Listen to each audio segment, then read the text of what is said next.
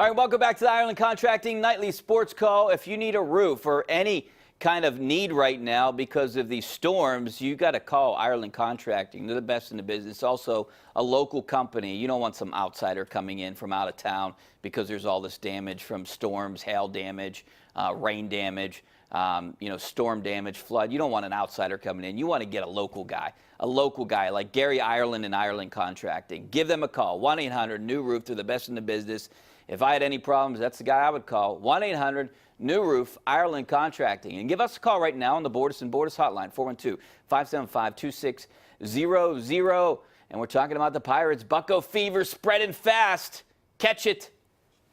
Next thing you know, it'll be pennant fever for the Pirates. Well, they're back to 500 right now. I'm not going to get out of control, but give me a call. All right, let's go out to Pete.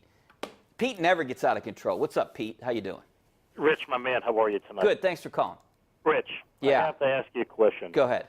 Where do they get these guys official scores in Major League Baseball? Yeah. I'm watching this game tonight. Officially, the Pirates have no errors. Ryan Reynolds hits a one-hopper to the shortstop, the Brewers, Arcia. He never tries to get in front of the ball. He tries to play it off to the side. As soon as the play happens, Steve Blass says, well, that has to be an error. If a Major League shortstop doesn't make that play, here comes the hit, and Blass says, I don't understand it. You know what? I don't know about Pete, but, my dad always used to tell me if it hits your glove and you don't make the play, it should be an error. And that's always something that I really live by watching baseball growing up. If it hits your glove and you drop the ball and you don't make the play, it's an error. But, even routine plays, it should be, I agree, it should be an error. I mean, I don't. Well, who did they go down into the stands, Rich? and just out of the stands and say you're going to be the official score tonight? Yeah, maybe lucky. That's part of Bob Nutting's plan over there. To cut cost that they get a guy out of the stands. I don't know, but man, thanks a lot. Have a good night. I agree with you, Pete. Sometimes I question a lot of things. Maybe they favor home teams a little bit. You see, I would imagine the most of the time the official scores are from the home team, so maybe that happens. And I don't know. I guess you'd have more of a problem if you're on the road, but sometimes it's a lot of things. It's like replays. I question replays all the time too. So I just think it's a good win for the Pirates, no matter if that was an error or not. But I've always lived by that, and that's something that I'll always remember that my dad told me growing up. Hey, if it hits your glove and you don't make the play, it's an error. So you should always make the play if it hits your glove. All right, let's go back out to the phone lines. We got Jeff out in Portage. What's up, Jeff? How you doing? Hey, Rich, how you doing? Good, thanks for calling. All right, just real quick, I saw you guys were at Sunnyana Country Club. Yeah, what an amazing place. I'm going to stop you right there. That's one of my favorite places. The Sunnyana Amateurs coming up, June 12th through the 15th. We had a lot of fun up there today. It's a great event. You know what? It's only an hour from my house. I live in Churchill, and took me an hour and 3 minutes to get up there today. You don't even realize how close it is. I'm thinking Johnstown, that's 2 hours away, but it only took me an hour to get there. It's amazing. Amazing golf course. I can't say enough good things about it. It was a little wet today, but that's not their problem. That's nature. But it's a nice course. Yeah, I live about a half hour away, and I get to play once a year, and it is an amazing course. Yeah. But my question about the Pirates is two things: is Josh Bell, how do you think it would work if he maybe batted third instead of fourth, and would he get more at bats? Because the guys in front of him hardly ever get on base. That's the one thing, Jeff, I was thinking about this the other day, or a couple weeks ago, actually. There not too many guys were hitting around him. So you just pitch around the guy. But he's hitting right now. What I say, I don't know what he's 340 something now, 345 maybe. It's in the 340 range. And it seems like the guy gets a hit or two every game. And I don't know about batting him third. I think you leave him where he is because it's working. I don't know how many more at bats. I'll have to look, but it's probably a few more at bats you get over time because you might come up more times because you're batting third instead of fourth. But I can't see it being that much more. And, I know the Pirates, and I don't think you want to screw up something that's going right now. I always thought that Starling Marte was a better. His averages are about the same whether he hits first, second, or third. I think he has a better Actually, Starling Marte has a better average hitting fourth than I think any other spot in the lineup. So maybe if you wanted to tinker with that to get Starling Marte going. But, you know, I like Marte in front of Josh Bell, and now Brian Reynolds behind him. You can't pitch around all those guys. You got to get Gregory Polanco going. You got to get someone going in that number 2 spot. And you need a leadoff guy that can get on base. So at least Newman is working. That's working right now. You're moving Frazier back down to that 8th spot. It wasn't working with him at the top of the lineup. But you do need a number 2 hitter because, you know, that's why they you know, I think, you know, how they think and the analytics that they use, they want their best hitter at number 2. That's why they moved Starling Marte there. And going back to what your point is, I know Huntington told me they would want him there because he gets more at-bats too. So Gregory Polanco there right now, I mean, is it working? I don't know. Yeah, That's top of the lineup. You gotta figure out. You gotta put those guys up there. But yeah, he's supposed to be a cleanup hitter, but you know he gets up the bat. There's nobody on base. He's like leading off the 2nd inning almost every game.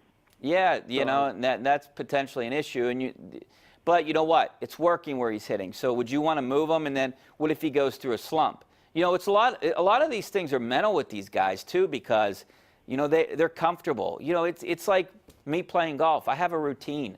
And if I deviate from that routine, then all of a sudden I might hit a shot right or something. I try to relate everything back to, you know, what I do in everyday life. And, you know, if this guy is batting 4th and he's having success there, then all of a sudden you move him up to 3rd, and then he goes 0 for 4 and goes through a mini slump, then you know, it's kind of like what happened with McCutchen.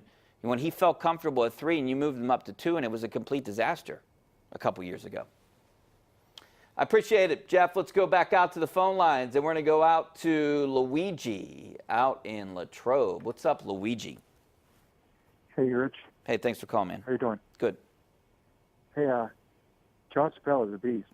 No question. I mean, he's awesome. And I just want to say...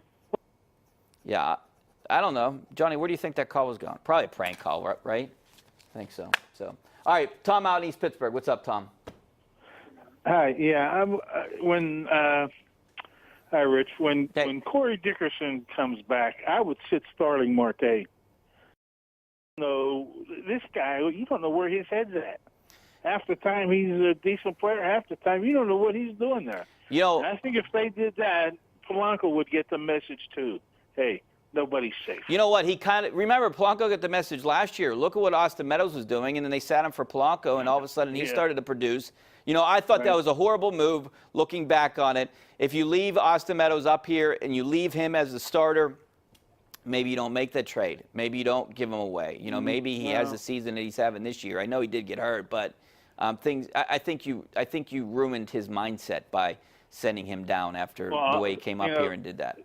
Since Marte has been there, all we've heard is the potential this guy has. He could do this, he could do that. You know, and he probably can. But I don't know where his head's at half the time. Yeah, well, I just don't understand it. You know what? I mean, I could potentially see them trying to move Marte at some point, especially now that Brian Reynolds can play center field. I could potentially see that happening. I don't. They got to sign. They would have to sign Corey Dickerson. You would think long term if you're going to try to move Starling Marte, unless you're going to bring Jason Martin up here too, if that's the outfield of the future. But they're going. I would not be opposed. I agree with you. I would not be opposed to sitting Marte when Corey Dickerson gets healthy. Move Brian Reynolds over to center, and then see what you have. See if that wakes Marte up. Rich, the way the Pirates think, I don't think that's ever going to happen. All right, thanks a lot. I don't know, Paul. What do you think? I mean, do you think Starling Marte? I mean, what do you do with this guy right now? I mean, he had a hit today and the thing that's interesting about him is next year's an option year for him. Yeah, and it's big money, right? $11.5 million. So, I was thinking about this. We were actually talking about this on my show the other night. If you think about it, if they say go 7 or 8 games under 500 by the trade deadline, could he be a guy they move? I think so. I think it's a real possibility. You could get something for him. Well, that, and you've got the Martin kid already. I mean, he could be your center fielder. You got Reynolds.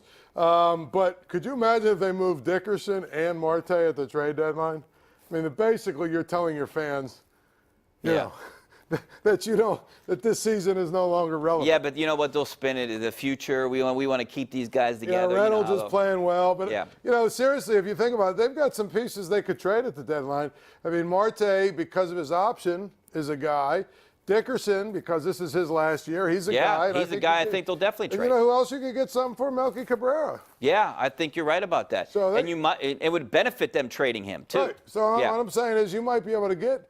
You might move those 3 guys. Now, it doesn't necessarily make your team better this year, but it would make you better for the long term. Yeah, no question about that. All right, we got to take a break. Back with more of your questions, and we'll hear more from Paul coming up next. Stay right there.